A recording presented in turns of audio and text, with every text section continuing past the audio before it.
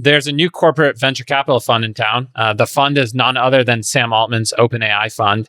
Axios reported that the OpenAI fund, which was set up in 2021, has already invested $175 million in commitments, which includes startups like Descript and Harvey. Noteworthy is that OpenAI's fund has outside LPs, which include none other than Microsoft. Brian, what do you think about OpenAI's corporate fund? Well, I mean, for them, it's a no-brainer. I mean, they have maybe the best access to developers and founders building within AI. They know the space probably better than anyone. Unlike a lot of corporate VCs, I mean, they have a leader and CEO in Sam who, has a proven track record of being a really good investor and picker of people. So I think it's huge. I mean, they also obviously they know their product roadmap. So they have this unique insight into what they're building and what they're not building. And they're going to use that knowledge to decide what to invest in or what not to. I mean, every AI investment decision, I think at every firm, people are going to talk about are they going to build this? Is Sam and is OpenAI going to build this? But OpenAI knows that answer and gets to invest based on that. So I think it's a no-brainer for them. I'm sure we would, as a firm, will be co-investing with them. And I think, as you said, I don't think they're really raising outside capital, but I'm sure if they were, there would be a line out the door of a ton of demand. Michael, corporate VCs date back to the early 90s. Intel Capital famously was one of the most active investors in Silicon Valley. And then corporate VC really evolved with GV, originally called Google Ventures. What's the pros and cons of taking corporate VC if you're a startup? Yeah, I mean, from the LP position, but also just from being a former operator, I think too often you see founders at too early a stage say, gosh, wouldn't it be great to get validation by having this strategic investor come in, this corporate, and be part of the cap table? And I think what people forget all too often is, the problem with strategics is they're not going to lead a round. They'll probably require a blue chip, lead to be in the round. They're only going to come in once. They're rarely going to follow on in any rounds. And, for the most part, except for perhaps Google Ventures and others, they're very seasonal, meaning when the market is pumping, you see a lot of corporate VCs. When the market is going into a tough macro cycle, you see a lot of those corporate VCs just, lock the door and shut down, as we're seeing right now.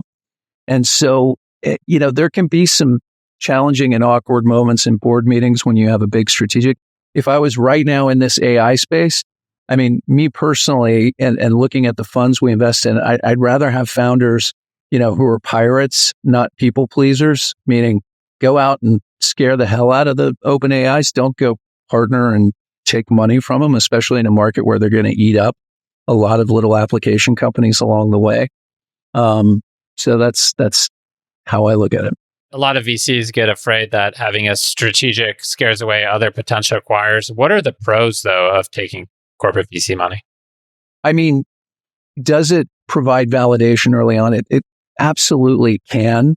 And I think that's why a lot of entrepreneurs, a lot of founders, love to have that big name on their cap table. So I think there's certainly positives. In my experience, the negatives outweigh the positives generally, especially in such a hyper-competitive market like AI, and it's the biggest AI company, in the market who's going to likely be very acquisitive going forward. Yeah, if you want to have a large, sustainable business, you want the best venture partner in the world. So if you could have your choice, if you think that, I don't know, Microsoft's the greatest partner in the world, would you rather have Microsoft give you your Series A, Series B, or would you rather have Sequoia do it? You'd rather have Sequoia. Sequoia is aligned with building a large, legendary company that goes public and is sustainable and becomes the next Microsoft and competes with Microsoft. And, strategics, and we saw this with OpenAI. When OpenAI had problems, what did Microsoft do? Microsoft went in and said, we'll take the entire team. We'll gut it. So there's the perfect example. We're talking about, Sam's OpenAI fund, which is OpenAI's, not Sam's. I think Axios was kind of playing a little gotcha that it was under Sam's name and not, officially OpenAI's, like journalists will do. It's fine. I think they probably just didn't finish paperworking it properly. In the case of Sam Altman, I will say no conflict, no interest. If I could put money into that fund, I would do it immediately for the reasons Brian states and more. Number one, they have access to proprietary data. They know which apps are getting traction. They also have the ability to give you access to software before they give it to anyone else. And there was an instance with one of the companies we had invested in, and they were like, hey, we can't compete against this company that Sam Altman and OpenAI had invested in, and they're giving them early access. So they can get early access. Now you'd be like, oh, that's unfair. You know what? Life's unfair. If that startup got that deal, and that part of that deal is to get early access, and they're giving them equity, as we say in the industry, no conflict, no interest. This is conflicted 18 ways to Sunday, which is why it's awesome. Now, and who's going to complain about it? Who's getting hurt here? I mean, I guess arguably some startups that compete, and maybe it doesn't feel fair, and somebody might call that out at some point. A Descript competitor, right? And let's say Descript, can call Sam Altman up and say, hey, we have this problem with tokens or whatever. Can I talk to an engineer? So yeah, talk to Joe, talk to Susan. I CC'd them on this email. And I have a Descript competitor in my portfolio. I don't, but I'm just saying, well, what if I did? That company, can't even get access to anybody over there. And then the folks there might be like, you know what? Yeah, we don't own shares in your company. We're not obligated to give you, some competitive edge against the one we have equity in. Now, if you were to think about this, well, why wouldn't Apple do this with their ecosystem? Why wouldn't Google do this with their Android ecosystem?